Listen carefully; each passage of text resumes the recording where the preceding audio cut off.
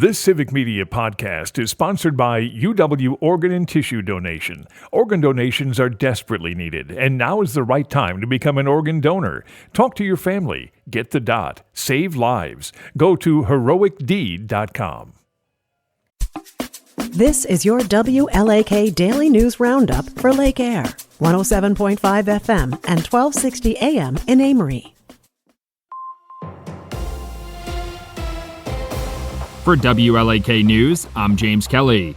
The Washburn County Board is evaluating their options for replacing a vacant seat following Supervisor Brian Melton's resignation. At their last meeting, the County Board explored the possibility of having a special election to fill the term, which must be held before June 1st. The board did not make a final decision on the replacement, deciding to first get the word out about the vacancy to seek potential candidates. Melton was serving as the chair of the zoning committee at the time of his resignation. The county board also adopted their 2025 budget. The Hayward School District is planning to seek additional state funding to improve their special education and mental health offerings. At a school board meeting this week, District Superintendent Craig Olson says they're hoping to get about 90% of the cost for special education students reimbursed by the state, rather than the 33% they currently receive. He also noted that consistently turning to local residents with operational referendums for basic funding is not sustainable for many school districts having similar financial problems. The Wisconsin Department of Administration has released a report estimating that the state will have a $4 billion surplus at the end of the fiscal year. According to a press release, that $4 billion surplus is in addition to the nearly $2 billion rainy day fund. In a statement, Governor Tony Evers says he wants to use the surplus funding to continue making critical investments in the state's economy. The Department of Revenue also shared tax revenue estimates for the next 3 years, showing small increases of about 2 or 3%. Ashland School District parents are challenging the school board to do more to curb bullying issues in the district. At a school board meeting this week, parents, teachers, and district officials discussed problems with the current reporting and punishment system, with parents arguing that it doesn't do enough to punish bullies and puts too much responsibility on victims to speak out. Superintendent Robert Prater says bullying has become a top focus since a teacher resigned in October due to harassment from students and parents over his sexuality.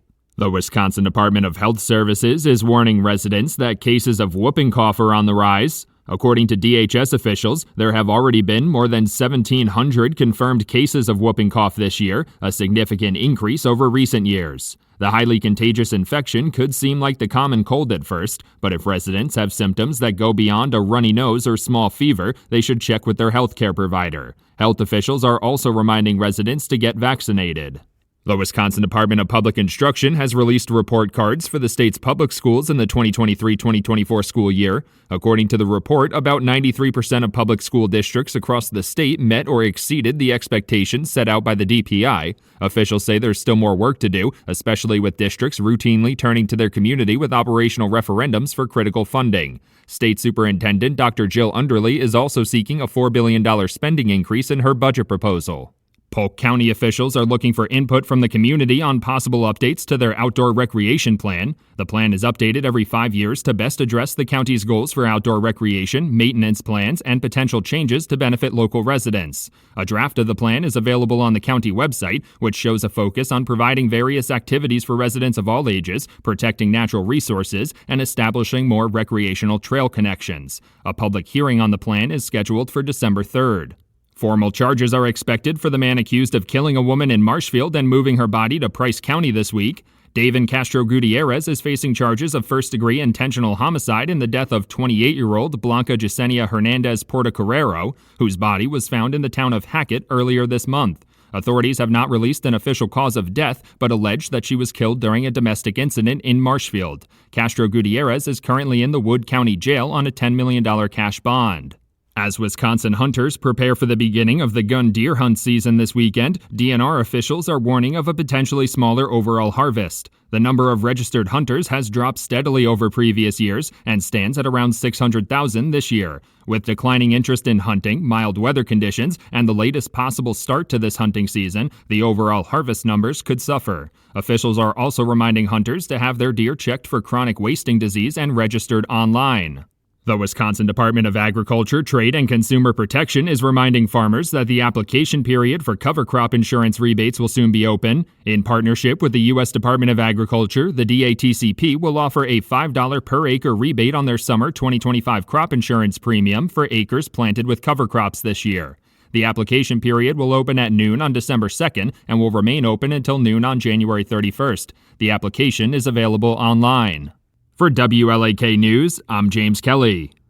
The Bucks get another win. Hi, I'm Mike Clemens with sports. The Bucks beat the Bulls 122-106. Milwaukee is now on 4 of their last 5 games. Doc Rivers says they're playing better defense. We've had the ability to get timely stops and good stops, and we got to keep doing that. We just got to play defense with a sense of urgency for 48 minutes.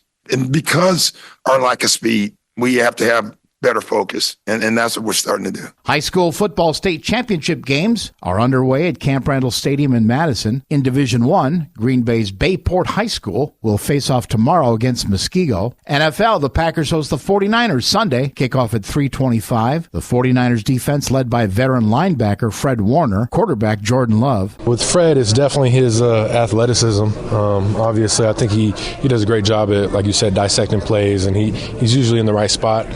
But he's a guy that flies around the field. He's an aggressive player. He tackles well. So there's just not a lot of things that he doesn't do well. But he's really just a great athlete out there, and he's all over the place. That's Packers quarterback Jordan Love. With sports, I'm Mike Clemens. On your entertainment beat, I'm Pete Schwaba. This weekend kicks off the unofficial holiday box office season, and by all accounts, it will not disappoint. Every so often, 2 huge blockbusters are released at the same time. That includes this weekend with the release of Wicked and Gladiator 2. Wicked tells the story of the 2 witches from The Wizard of Oz and is based on the smash Broadway musical. The film stars Ariana Grande and is pulling a 92% fresh score on Rotten Tomatoes and a 99% from audiences. Gladiator 2 is Ridley Scott's follow-up to the 2000 film starring Russell Crowe. The film stars Paul Mescal, Pedro Pascal, Connie Nielsen, and Denzel Washington, whose performance is getting rave reviews from critics. The film is drawing a 75% on Rotten Tomatoes, just a few points lower than its predecessor, but with no audience scores available yet. If you can wait just a few days, you can take the kids to see Moana 2. The follow-up to the wildly successful 2016 film opens the day before Thanksgiving and is also reviewing incredibly well at 95%. Let's go to the movies. Denzel Washington told Esquire magazine recently he was bitter when he did not win the Oscar for Best Actor for The Hurricane in 2000. The Oscar went to Kevin Spacey for his performance in American Beauty. Washington said at that point he stopped caring and started having his wife cast his vote for the Academy. Washington won his first Best Actor Oscar 2 years later for Training Day. Washington has 4 more nominations since then, and there's a buzz he'll be nominated in the Best Supporting category for Gladiator 2. Elizabeth Olsen is returning to the MCU. Olsen, whose character is Scarlet Witch, will play a derivation of the role in the upcoming series Marvel Zombies. Good God, seriously? Marvel Zombies will actually be a spin-off of the Disney series What If, in which Olsen voiced Scarlet Witch before transforming into Zombie Scarlet Witch. If you're looking for an excuse not to watch, you've got time. Marvel Zombies drops in October 2025. Variety reports Anne Hathaway has signed on to the new thriller Verity. The film is based on the Colleen Hoover novel of the same name. Hoover's book It Ends With Us was also adapted for the big screen. Hathaway plays an author injured in a car accident, preventing her from finishing her novel. A ghostwriter is hired and uncovers family secrets. In breaking radiant skin news, Salma Hayek has the secret to ageless skin. You might think it was just because she has gobs of money, but no. Yahoo Entertainment reports that the 58-year-old actress swears by a new product that contains bark from a Mexican tree that regenerates the skin. Even better, thanks to Hayek, you don't have to find the tree and scrape the bark off yourself. Hayek found a way to put the tree bark in cream form, and she's selling it for just $10. That's a deal. For more showbiz fun, tune in to Nightlight with me, Pete Schwaba, weeknights from 6 to 8 p.m. on the Civic Media Radio Network. It is going to be cloudy and very windy today. Our high in the low 40s this afternoon. The wind will be northwest at 20 to 30, gusting to 40 at times. Tonight, cloudy. The wind will die down after midnight, low in the mid-30s tomorrow. Gradual clearing with a high in the low 40s. I'm meteorologist Sean Cable. Currently, it's 32. That's your WLAK Daily News Roundup from Civic Media.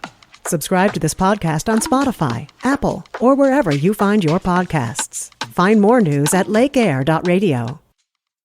The national news cycle never stops, but it can be hard to find news about your local community. Civic Media is dedicated to providing quality local and state news coverage across Wisconsin. With the Civic Media app, you can get notifications about local stories that matter to you and your community. Find the free Civic Media app in your phone's app store and choose notifications from the menu to tell us what kind of news you want to hear about.